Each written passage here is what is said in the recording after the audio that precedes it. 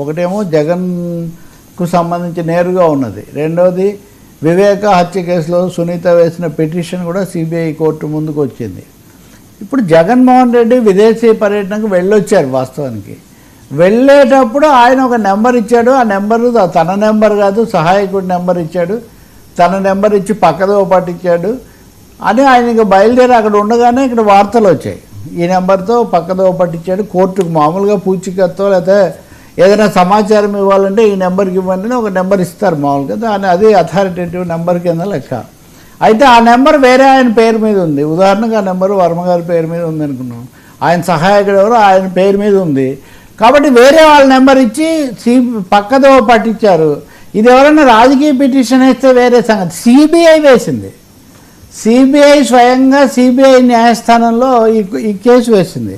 So ఇది చాలా తీవ్రమైన పరిణామాలకు దారితీస్తుంది. ఎందుకంటే బెయిల్ యొక్క షరతులు లేకపోతే బెయిల్ పొందడము, విదేశాలకు వెళ్ళడం, అనుమతి, వీటన్నిటి మీద కూడా చాలా ప్రభావం చూపించి కోర్టు తీవ్రంగా తీసుకుంటుంది అని స్థాయిలో చాలా ఊహాగానాలు కూడా జరిగాయి.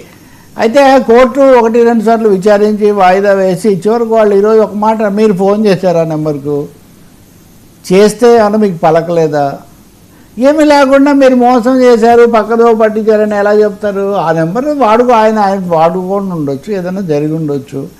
కాబట్టి ఇది పిటిషన్ నిలబడేది కాదని అంటే నిజంగా